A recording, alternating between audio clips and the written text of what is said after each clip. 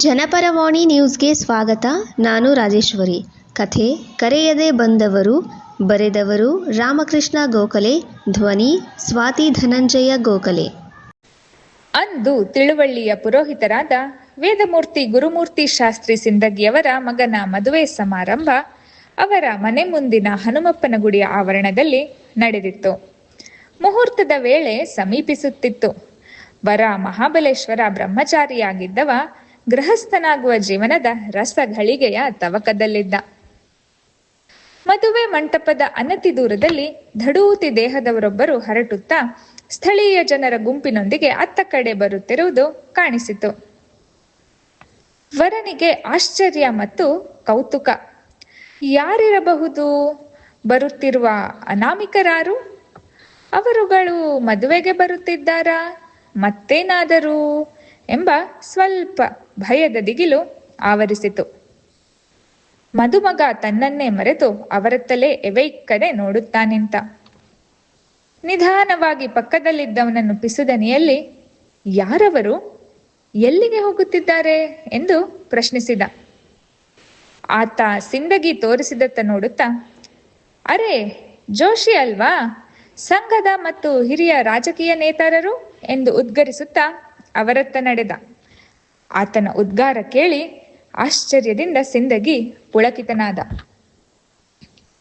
ಅವರು ಹತ್ತಿರವಾಗುತ್ತಿದ್ದಂತೆ ಹತ್ತಿರದಿಂದ ಹಿಂದೆ ಅನೇಕ ಸಲ ಕಡಪ ಮೈದಾನದಲ್ಲಿ ಭಾಷಣ ಮಾಡುವಾಗ ನೋಡಿದ ನೆನಪಾಗಲು ನಿಸ್ಸಂದೇಹವಾಗಿ ಅವರೇ ಎನ್ನಿಸಿತು. ತಾವಂತೂ ಅವರ ಕರೆದಿಲ್ಲ, ಹೆಣ್ಣಿನ ಕಡೆಯವರೇನಾದರೂ ಅನುಮಾನಿಸುತ್ತಲೇ ಸ್ವಗತದಲ್ಲಿ ನುಡಿದ. ಬೇರೆಲ್ಲಾದರೂ ಹೋಗುತ್ತಿದ್ದಾರೆಯೇ ಎನ್ನುವ ವಿಚಾರಕ್ಕೆ ಬಿದ್ದ. ಅಷ್ಟರಲ್ಲಾಗಲೇ ಜಗನ್ನಾಥರಾವ್ ಜೋಶಿ ಅವರು ತಿಳುವಳ್ಳಿಯ ಓಣಿ ಮಂದಿಯೊಂದಿಗೆ ಮದುವೆ ಮಂಟಪದೊಳಗೆ ಕಾಲಿಟ್ಟಿದ್ದರು. ಸೀದಾ ಮಂಟಪದ ಸನಿಹ ಬಂದವರೇ ಅತಿ ಆಪ್ತರಂತೆ, ಅಲ್ಲೋ ಸಿಂದಗಿ, ನಂಗೆ ಒಂದ್ ಮಾತು ಹೇಳಿಲ್ಲ, ಆದ್ರೂ ನಾನಿನ್ ಲಗ್ನಕ್ಕೆ ಕರೀದೇ ಬಂದೀನಿ. ನೀ ಏನಾರ ತಿಳ್ಕೊ. ನಮ್ಮ ಸಂಘದ ಕಾರ್ಯಕರ್ತನ ಮದುವೆ ಅಂತ ನಮ್ಮ ವಜೆ ಮಾಮನ್ ಮನೆಗೆ ಬರುತ್ತಿದ್ದಂತೆ ಓಣಿ ಮಂದಿಯಿಂದ ಸುದ್ದಿ ತಿಳಿತು. ನೀ ಕರೀದಿದ್ರು ಸಂಘದ ಕಾರ್ಯಕರ್ತನ ಮದುವೆ ಅಂತ ತಿಳಿದ್ಮೇಲೆ ಬಿಡ್ಲಿಕ್ಕಾಗ್ತದಾ? ಸಂಘದ ಕಾರ್ಯಕರ್ತನ ಮದುವೆ ಅಂದ್ರೆ ಬೇರೆ ಅಲ್ಲ, ನಮ್ಮನೆ ಮಕ್ಕಳ ಮದುವೆ ಬೇರೆ ಅಲ್ಲ. ಸ್ವಯಂ ಸೇವಕರು ಅಂದ್ರೆ ನಾವೆಲ್ಲ ಒಂದೇ ಮನೆ ಮಕ್ಕಳಿದ್ದಂಗೆ. ನಮ್ಮ ವಜೆ ಮಾಮನ್ ಮನೆಗೆ ಹಂಗೆ ಸಹಜ್ ಭೇಟಿ ಆಗೋಕ್ಕೆ ಬಂದಿದ್ದೆ. ಮನೆ ಮುಂದೆ ಕೂಡಿದ ಓಣಿ ಮಂದಿ, ರಾಯ್ರೆ, ಸಿಂದಗಿಯವ್ರ ಮನಿ ಮದ್ವೆಗ್ ಬಂದಿರಲ್ರಿ ಅಂತ ಖುಷಿಯಾಗಿ ಕೇಳಿದ್ರು. ನಂಗೆ ಯಾವ ಸಿಂದಗಿ ಅಂತ ಬೇಗ ತೋಚಿಲ್ಲ. ಕ್ಷಣಕಾಲ ನಿಂತೆ. ಅವ್ರೇ, ರಾಯ್ರೆ, ನಿಮ್ಮ ಸಂಘದ ಕಾರ್ಯಕರ್ತ ಧಾರವಾಡದಲ್ಲಿರ್ತಾನಲ್ಲ, ಆ ಸಿಂದಗಿ ಮಹಾಬಲೇಶ ಎಂದ್ರು. ನನಗೆ ತಟ್ಟನೆ ಅವ್ವನ ಆತ್ಮೀಯರಾದ ಸಿಂದಗಿಯವರ ಮನೆಯ ನೆನಪಾಯಿತು.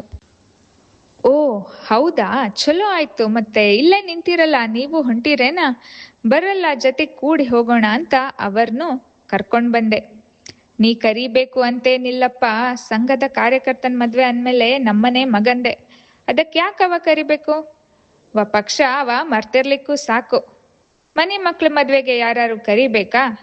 ವಿಷಯ ತಿಳಿತು, ಬಂದೆ, ಅಕ್ಕಿ ಕಾಳು ಹಾಕಿ ಎನ್ನುತ್ತಿದ್ದಂತೆ ಬಾಜುಕಿದ್ದವ, ರಾಯ್ರೆ, ಅಕ್ಕಿ ಕಾಳು ಹಾಕಿ ಹಂಗೆ ಹೋಗಕ್ ಬರಲ್ಲ ಎಂದು ನಕ್ಕ. ಹೌದು, ನೀ ಹೇಳೋದು ಖರೆ ಇದೆ. ಹಂಗೆ ಉಂಡು ಸಿಹಿ ಕೂಡ ಬೋಂಡಾನೋ ಬಜ್ಜಿನೋ ಮತ್ತೇನಾದ್ರೂ ತಿಂದು ಮತ್ತೆ ಬೇಕು ಅನ್ಸಿದ್ರೆ ಕಟ್ಸ್ಕೊಂಡು ಹೋಗುದಪ್ಪ, ಅದಕ್ಯಾಕ್ ಬಿಡೆ ಅಂತ ಜೋರಾಗಿ ನಕ್ಕರು. ಅವರ ಹಾಸ್ಯ ಚಟಾಕಿಗೆ ಜನ ಜೋರಾಗಿ ನಗುತ್ತಾ ಮತ್ತೆ ಅವರು ಮಾತನ್ನ ಹಾಸ್ಯವಾಗಿ ಮುಂದುವರಿಸತೊಡಗಿದರು. ಮದುಮಗ ತಾ ಕರೀಲಿಲ್ಲ ಅಂತ ಹುಳ್ಳಗೆ ಮುಖ ಮಾಡಿಕೊಂಡು ತಮ್ಮತ್ತ ನೋಡುತ್ತಾ ನಿಂತಿದ್ದನ್ನು ಕಂಡ ಜೋಶಿಯವರು ನಗುತ್ತಲೇ, ಬೇಸರ ಪಟ್ಕೋಬೇಡ, ಅವೆಲ್ಲ ಹಾಗೆ ಇರ್ತಾವೆ ಹೋಗ್ತಾವೆ, ನಾವೇ ಸಂಭಾಳಿಸ್ಕೋಬೇಕು ಎನ್ನುತ್ತಾ ನಕ್ಕರು. ಆ ನಗುವಿನಲ್ಲೂ ಸಂಘದ ಸ್ಫೂರ್ತಿ, ತಾವೆಲ್ಲ ಬಂಧು, ತಾವೆಲ್ಲ ಒಂದು ಎನ್ನುವ ಆತ್ಮೀಯ ಸಂದೇಶ ಇತ್ತು. ಮದುವೆ ಮಾಡಿಸಲು ಬಂದಿದ್ದ ಜೋಯಿಸ್ರು, ಬರೀ ತಲೆ ಬುಡ ಇಲ್ಲದ ಮಾತು ಹೇಳ್ತಾ ಕೇಳ್ತಾ ಇರ್ತೀರಾ? ನಾನ್ ನೋಡ್ಲಿಕ್ಕತ್ತೀನಿ ಅವಾಗಿಂದ ಬರೀ ಮಾತೇ ಆಯ್ತು. ಈಗ ಮದುಮಕ್ಕಳಿಗೆ ಅಕ್ಕಿ ಕಾಳೇನಾರ್ ಹಾಕೋ ವಿಚಾರ ಇಚ್ಛಾ ಇದೆಯಾ ಎನ್ನುತ್ತಾ ಘಂಟಾನಾದ ಮಾಡಲು ಸನಿಹವಿದ್ದವರು ಎಚ್ಚೆತ್ತು ಮಾತು ನಿಲ್ಲಿಸಿದರು. ಅಂತೂ ಅಂದಿನ ಶ್ರೇಷ್ಠ ವಾಗ್ಮಿ ಮತ್ತು ಹಿರಿಯ ರಾಜಕಾರಣಿಗಳಾಗಿದ್ದ ಜಗನ್ನಾಥರಾವ್ ಜೋಶಿಯವರ ಹಾಸ್ಯದ ಸ್ವಾರಸ್ಯಕರ ಪ್ರಸಂಗ ಹೀಗೆ ಮುಕ್ತಾಯವಾಯಿತು. ಧನ್ಯವಾದಗಳು. ಮತ್ತೆ ಮುಂದಿನ ಕತೆ ಮುಂದಿನ ಸಂಚಿಕೆಯಲ್ಲಿ. ಅಲ್ಲಿಯವರೆಗೂ ನಮಸ್ಕಾರಗಳು.